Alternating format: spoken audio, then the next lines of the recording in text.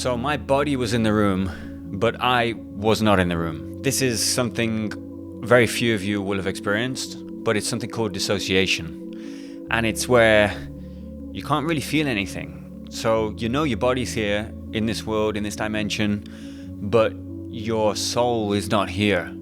So you can't really feel anything. You can't really connect to anything. And it's the weirdest feeling ever. Absolutely, probably the worst feeling I've ever felt ever. And it's like you have no feelings, you have no attachment, you have no ability, you can't touch and feel. I would touch the water when I was surfing and I wouldn't be able to feel the water. There would just be no connection at all. So I lost all the connection to my passions, all the connection to my friends and my family. I lost memories. I didn't remember how I'd met people. I didn't remember all the memories and connections we had in the past that had led us to be friends. And I just basically completely lost myself and lost my way and lost my path and lost myself on the spiritual path that I was actually on before that. So now I'm going to tell you how I ended up like that. First, I'm going to tell you how I started, and then I'm going to tell you how I got away from that to be able to earn 100K a month on Airbnb and have all the freedom that I have now. We're living in Bali, I was living in Miami and Dubai and Thailand as an Airbnb nomad, making 100K a month and basically doing what I want when I want every single day. So now I'm going to tell you how that actually started. So I was originally born in England, and when I was 2 weeks old, I moved to Tenerife, which is in the Canary Islands, which is part of Spain in Europe. And I moved there when I was two weeks old after being born in England. And I spent most of my life in Tenerife. And it's an awesome island. My childhood was amazing. I would spend most of my time on the streets and on the beach, just hanging out, being a street kid, sort of. My family was awesome. They're middle-class family, the best parents you could ever ask for, ever. Super loving, super supportive, always supported me on everything. But I was a difficult kid. So I wouldn't like to have myself as a kid. I wasn't very good at school. I couldn't really concentrate on any of the topics. I just always knew it was a load of rubbish, basically. Most of the things that I was learning, like history, I was like, how do I believe this? And then, I wasn't really interested in any of these subjects. So my favorite things were free time, which is at lunch, and sports. I just love sports. I love PE days, and I loved hanging around with my friends, and that was it. Then when I was 14 years old, I discovered surfing. 13 years old, I discovered surfing, and that's when my life changed, and I started to live on the streets and on the beach, and that's all I wanted to do. I just wanted to surf, have my surfboard, be on the streets with my Spanish friends, and just be in the water all day. And that was my escape from the system. That was my first escape. So I always was hardwired to look for freedom, because I hated control ever, and I still do. If somebody tries to control me, I'm gone. Like, you can't control me. And that's good and bad. It depends what for. But surfing was my escape, and it was also my connection to nature, connection to myself, and I'd get out of the system. No one could tell me anything. No one could call me. So that's why I started surfing. And anyway, when I was 15, I quit school. I decided to go and travel for a year. And I went to Costa Rica, I went to America, I went surfing around the world, just training surfing and competing around the world. I was on the English national team against Costa Rica, and I was doing some European events. And I ended up becoming a semi-professional surfer. I never made it fully professional. I never made a living off of it. I always had sponsors, free boards, free gear, free, t-shirts and not t-shirts, like clothes and t-shirts and all of this stuff, free surfboards, free trips, all of these things, all the good stuff. But I wasn't a professional. I was not living from it. And I ended up moving to another island called Lanzarote with my girlfriend at that time. And I basically got hooked on big waves, because in the Canary Islands, there's a load of localism. And every time there was normal waves, it would be really crowded with people that were more local than me. So it was hard to get waves. So I decided to go into big wave surfing because, nobody was in the water then. There'd be, 5 or 6 of us when it got really big, and I could pick whatever wave I wanted. And that, again, made me feel free. I found freedom in that. I was like, wow, I can go in. Nobody else wants this. It's too dangerous for everybody else. And I found freedom in that. And I decided I wanted to be a professional big wave surfer. That's when I was living in Lanzarote. I was about 18 at this time. and I started sending it in big waves until as big as 60 foot. I've got videos and photos of a 60-foot face wave landing on my head, and almost died on that wave. And that was one of the craziest experiences of my life. Very, very fun. And yeah, that led up to me obviously being crazy about surfing. I went to Indonesia for 3 months, into the jungle, just surfing, just getting borrowed every day. And at that time, I was cheating on my girlfriend, which I don't recommend anybody does. But I was with my girl for about 4 years. And after 3 years, I started cheating on her. And this guilt started building up. And I actually suppressed that guilt by focusing on being successful in surfing and in big waves. So that was kind of my escape and my distraction from what I was doing wrong in my life. And then one day when I came back from the Canary Islands, I ended up smoking some weed. I used to smoke weed all the time, and it was great. It would help me. I'd feel amazing. I'd get more creative. I could interact with people. It'd be fun. And it was actually a positive in my life. Until this one joint that I smoked after 3 months of not smoking anything, and I just completely left. I just dissociated.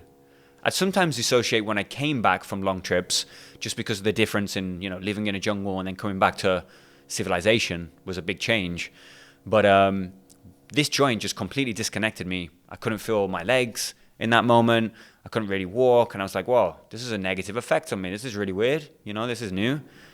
Like, what's going on? Like, weed's always been really good to me. And it turns out that joint triggered all of this built-in emotion that I'd suppressed, and all this guilt that I was living with that I wasn't telling anybody about. And it was just a trigger, and it just scrambled my head. It was just like as if you have all these cables in your head, all these neurons, and it just went boom and scrambled my head. And I immediately just lost all knowledge of who I was, why I was doing what I was doing, the connections, my passions, my soul's purpose, my friends, everything just got scrambled and just went fuzzy. And every day it would get fuzzier and fuzzier. And I just didn't know who I was anymore.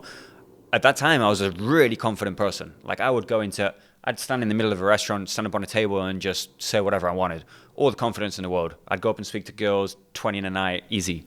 Like, that was my bread and butter. That's how I grew up, actually, in the nightclubs and on the streets of Tenerife. That was probably my specialty. But I lost all my confidence. I had extreme social anxiety. I was every single day, every moment, thinking about what I am, why we're here, just really deep things. And after probably a month or two of that, I started to get suicidal, because now nothing had any purpose. I couldn't feel anything. If I were to touch this when I was dissociated, I wouldn't be able to feel it. It's such a weird feeling. It's like your soul is out and your body is still on Earth. So you're still trapped on Earth. Your physical body's here, but your soul and everything you actually are is not here anymore. It's gone. So it was the worst thing. I would never wish it upon my worst enemy ever. And that actually stuck with me for 2.5 years. The dissociation was 2.5 years long. And I was suicidal for 6 months. Okay? So when I say suicidal, I mean every single morning I woke up for 6 months, the first thing I would say is, I want to die. Like, I want to end it. How do I end it? There's no point in me being here. I just want to end it. And that was my thoughts. Every morning I woke up throughout the whole day for 6 months. And obviously I had to have a job. I had to survive. So I was working as a waiter in Lanzarote. And I'd have to put a fake smile on. I'd be, like this with all of the clients that were coming in, all of the guests. And then I would go home to my girlfriend. We before we had a super deep connection. We tell each other everything. And now I had to kind of not, hold back, because what I was thinking was it was just not normal. I was not thinking normal things. Like, people would ask me, like, how you doing, or nice weather, like surface level stuff. And I was in the deep end. I was really far gone. Like, nothing mattered. Nobody could tell me anything that mattered. And I drove up a cliff one day, and I went to go and drive off the cliff. somebody had tried to kill themselves 2 weeks prior. So it was raining, it was stormy, and I drove up by myself in my Renault Clio, grey Renault Clio, and I was there, in this little car, and I was driving up this cliff, basically. It's like a mountain cliff, and I parked on the edge, and there was a perfect drive off the edge, and I sat there, parked the car, put the handbrake on, and I just sort of contemplated. I was like, okay, this is it. There's the end, and you just have to drive off. Now I want to ask myself questions up here because I need answers. And I finally got to the question of, is there another answer? And I saw in the wind mirror one of these tattoos, which is this one, which I actually did when I was about 15 years old. And it said, it's always too early to give up. And I saw it in the mirror of the car. And I was like, wow, I'm going to drive off the edge of this cliff. And this guy's gone and got a tattoo. I think this is my only tattoo in them days. And it says, it's always too early to give up. And he's actually driven off a cliff and he's given up. I was like, how stupid is that going to be? So I asked myself, I was like, is there another option? And I said, the only other option was, to go through all this pain and this darkness and this horrible situation, which I knew was going to take so long to get through if I could ever possibly get through it. And it was to live my dreams at the end of it. It was not to settle for average. And it was to go for the biggest visions that I had. And I said, okay, if I'm going to go for all this, I have to go for the biggest visions. My life has to have purpose, and it has to be amazing. It has to be incredible. I have to reach heights that just make me so fulfilled on the other side of this. If not, it's not going to be worth it. It's not going to be worth it. And by the way, I'm still on that journey. And the journey since then has been very bumpy, but that's still the goal. So that's also why we're here and creating content. But anyway, it took me about 2 years going through the darkness, where instead of 7 days being completely dark and suicidal, 6 days a week were, and one day was like, okay. I got home and I was like, that was okay. It was an okay day. I could deal with that. And then it was like 2 days a week, we're like, okay, I can deal with that. And then it was like 3 days a week, we're like, okay, they're not too bad, And then that started to grow and grow and grow. And then finally, eventually, like months or a year after, I'd have a day, I was like, that was actually good. I had a good day. Wow, I had a good day again.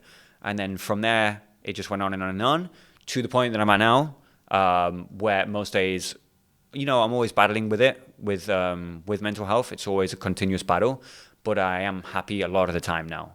So there's nothing that can be compared to back in the day. That was a whole other thing. And if you're living like that, it's not worth living. And that was the logical conclusion. If you're living and nothing has a purpose, you don't feel anything, you're completely miserable every day, you're not going to do anything about it, then I don't think there is actually a reason to be here. So your logic in thinking that you want to end it is correct. But you need to find what's worth living for, which is that's the road. You need to find what's worth living for, what life is worth living for, what you can do in this world if you go through that darkness and come out the other side. What can you build? And when you go through really hard things, you get stronger. So I was looking at it like, okay, I'm going to be so strong at the end of this that nothing's going to be able to shut me down ever again. If I get through this to the other side, I'm going to be on fire. There's no more darkness that can come close to this, because it was the bottom of the bottom of the bottom. Like, I'd way rather have been a homeless guy or have lost 2 of my limbs I just couldn't imagine a worse situation, because it's all here. And if you lose what you have here, then you've lost everything. So this is always the most precious thing that you have, what's in here and what's in here. Because if you lose yourself, nothing makes sense, you have no will to live, you're absolutely useless. There's nothing to do. So some things that helped me was writing every day. I would write, okay, what don't I like? What do I like? I started to build myself again from scratch. And I wanted to, who do I want to be? Who's the guy I want to become? What are the things I don't like? Because I didn't know what my dreams were. So I couldn't just write, oh, that's my dream. Directly, I'm going to get that. No. So I started with, what do I not like? Okay, I don't like the 9 to 5. I don't like working pointlessly. I don't like somebody buying my time. I don't like living this mediocre life, that's kind of pointless. Like, what am I doing? Just surviving? You think I just came here to survive? Wow, that's not a very exciting life to live, honestly. If you just come here to survive, it's like, okay, you survived, but what about the rest? Why? We're here to thrive. Obviously, some situations you have to survive, but we're here to survive. We're here to live the best life we can live, because we only have one, as far as we know. We only have this one life here on Earth, and then we go into other ones and whatever you believe. But I think we have more lives, and we're eternal souls, and we're never going to die. But that's a conversation for another day.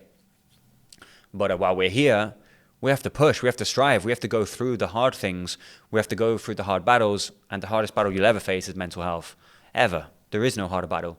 So this is why this is my story. And this is what I mainly want to help other people with, because I was completely alone and I didn't have anyone to speak to. I didn't have anybody that's gone through the same thing. I didn't know anybody. I didn't even know what dissociation was. I didn't know what the word was. I was just in that state without knowing the definition. So it took me like a year to even find out what was going on with me, because I just had no clue. So yeah, if you're going through that, it's called dissociation. And it's worse than any type of depression or anything that I've ever experienced ever. It's the worst thing that can happen to you. So I just want you to know, if you're going through that, you're not alone. Other people are going through that. When I was going through that, there was only 2 people that ever posted YouTube videos on this topic. And one was a girl, and she's really weird, so she didn't give me much hope, but she did speak about exactly what I was going through, so I at least felt a little bit understood. And then another person was Tyson Fury, the heavyweight boxer of the world. Heavyweight world champion boxer of the world. So he went through depression and dissociation when he had all the belts and all the money and the family and everything you could ever possibly ask for, and he still went through the mental health and the dissociation, and he got completely lost and he wanted to end his life. And I was like, wow, if this guy can go through all of that, having everything he had, then this is obviously a serious problem, and the most serious problem you can ever have. The guy's been beaten up, the guy's been gone through all these normal things you go through in life, and then he's had all the success you could possibly ask for, and he's still suffering alone. So that's one of the reasons I wanted to make this video, is really to connect with you guys on that level, because that's the thing I have the most experience in, fortunately. But fortunately, I can help you guys with it, so that is very fortunate. And everything you go through that's bad, if you make it to the other end and to the other side, it is always a positive, no matter what. You just have to keep going and not give up, because on the other side, you'll find it. There'll be some light. And actually, right now, we're in 2026, and this happened probably 8 to 10 years ago for me, was when that started. And it never goes away completely. You can heal like 95%, and you'll feel it sometimes. So last week, I actually messed up my hormones a bit. I took a supplement by accident that I shouldn't have taken. It lowered some estrogen levels, and my blood work was a bit messed up, and I got depressed again. And I went back to, wow, I remember, what it feels like to be depressed. There was no dissociation. It was not that bad at all. It was just depression, like everything's kind of negative, everything kind of sucks, brain fog, I don't feel sharp, I'm not really chasing my dreams, I'm kind of just surviving every day. I feel a bit useless. And I went back to that state. And that is not a nice state to be in. But I do know a lot of people live in that state. And I do know that if that's you right now, you can get through it, and you can get better, and you can feel alive again, and you can feel on point again, and you can have goals and visions and a great routine daily and good friends around you, and you can change your entire life. And it doesn't take very long at all. In a few months, you could be unrecognizable. 3 months of doing the right things daily, you wouldn't even recognize yourself again. So it took me 2.5 years, but I was completely alone. I didn't know what it was for like a year. I didn't speak to anybody about it. I didn't get any help. I just suffered in silence, and that's the worst, slowest pain you can do. Don't recommend it. Don't suffer in silence, you guys. That's it's not a good strategy. And now I'm on the other side of that. So right now I'm living in Bali. I've been an Airbnb nomad for the last 3 years. I make $100K a month. It's my biggest month ever on Airbnb, running everything from my computer, from my laptop. My business is back in Spain. I'm now here building a personal brand. I did have an online academy last year, and we stopped while I had other stuff going on in my life. Now we're back again. And I wake up, I have all the time in the world, I have location freedom, financial freedom, and time freedom, which is the three types of freedom. So it's like maximum freedom. Obviously, I still want to make more money, and I want to grow, and I want to help more people. So we're going to be working way more now. But I've been doing that for the last 3 years. I've been, living in Dubai, Thailand, Miami, Bali, surfing some incredible waves. I've been learning to fight. I've been making a load of contacts, a load of friends around the world, and just been, seeing different places, seeing different people, seeing different lifestyles, and just enjoying life, really. Meeting some incredible people. And that's on the other side of everything I went through. So here we are, and we're doing something that's, for me, way better, which is creating this content that's going to be able to touch other people now. And, whatever I can help you guys with in the future is what I actually want to do. If it's financially, through Airbnb, if it's mentally, through everything that I've been through, and getting yourself back on the right road, back on the tracks, and getting your life back together again, getting through the depression or the dissociation or the anxiety or the social anxiety. I got through all of that. So I really have the tools to be able to help you guys get through all of that. And also the physical side, which is fitness. Like I used to be like this. I used to have like no muscles at all. Now I'm 85 kilos of muscle, and I maintain it all year round. So that's another transformation that I made that I can also help you guys with. So all these things I think are so important, because whatever we go through and we actually overcome and learn and get the abilities in, then we have the possibility to help hundreds of thousands of other people get through that as well, and help them transform their lives. And that actually gives me so much more like drive than just doing a business just for money. Like the Airbnb business is something I did to get my freedom. And that's why I want to teach that to other people as well, because it gives you freedom and it's amazing. So does personal branding. If you do it right, it can give you a lot of freedom. You can work from your laptop. And that's one transformation, one financial transformation that I can help you guys with. So we're going to leave that there. That is basically the story from my origin to my lowest point to my point right now. And I'm going to do more content like this. I'm going to talk about each different topic, like anxiety, just dissociation, just depression, like split them up, because they are kind of all different, and I got through them different ways. Follow along. There's going to be more content coming up. Hit the like button, and I'll see you soon. Peace.